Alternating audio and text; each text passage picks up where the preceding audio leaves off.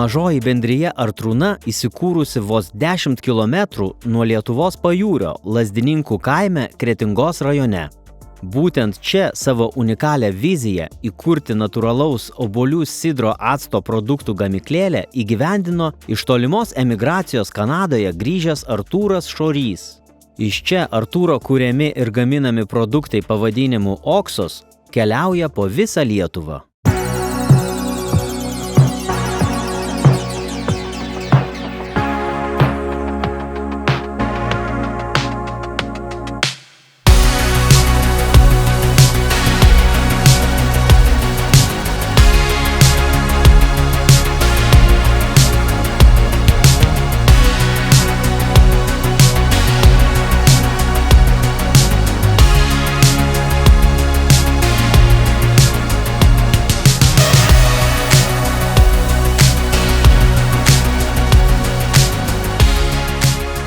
Padedu žmonėm geriau jaustis, gražiau atrodyti, geriau išsimiegoti.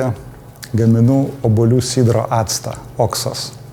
Šiaip ieškojau dėl savęs, kad nusipirkti obuolių sidro acto, perskaitęs vienoj knygutėje, kad tai pirmas vaistas nuo chroniško nuovargio. Ir aš ieškojau, kur jį nusipirkti. Apvažiavau visus kaimus, visus kaimynus, niekas neturėjo. Tai vienai kaiminkai nusibodau, jinai davė maišą obuolių, įspyrė į šikną, sako, eik ir pasidaryk. Daugiau manęs nenervuok su savo klausimais. Tai grįžau su to maišo obuolių, žiūrėjau įvairius receptus ir pasirinkau vieną. Nutariau nuvažiuoti į turgų ir tiesiog pažiūrėti, ar kam nors reikia. Pasikviečiau sūnų, kad padėtų išpilstyt, paprekiauti, dar neturėjom nei etikečių, nei ten logo, nei nieko. Tiesiog nusipirkau pirmus buteliukus pasitaikiusius. Tai atvažiavom į tą turgų. Mums, turginiai, kaip čia pasakyti, davė prašiausią vietą.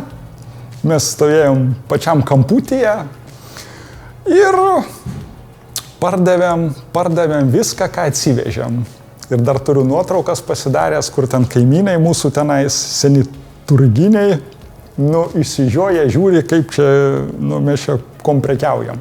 Tai teko jau tada pasidaryti logo, ieškoti buteliukų, kas etiketės gamins, dizainą. Ir taip ir prasidėjo veikla.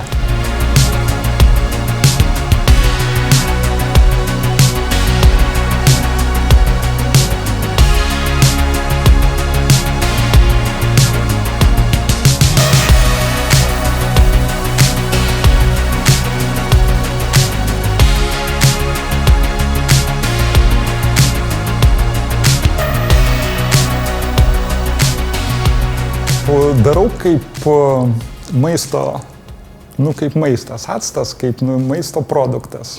Bet kažkodėl 98% naudoja kaip vaistą. Ir pagrinde, visi klausimai tik tais yra dėl kažkokių tai negalavimų savo, kaip juos sutvarkyti, kaip ten, kad plaukai būtų ten švelnus, kad oda būtų graži, su sąnariais problemos, ar su virškinimu, ar su miegu, ar su refliuksu. Yra elektroninė parduotuvė, Oxos LT, kaip sveiko maisto parduotuvės, kurios, pasiema, prekiauja, restoranai pasiema, kirpyklos pasiema, sveikatos klubai pasiema, sporto klubai, kineziterapeutai, masažistai. Tai perka actą.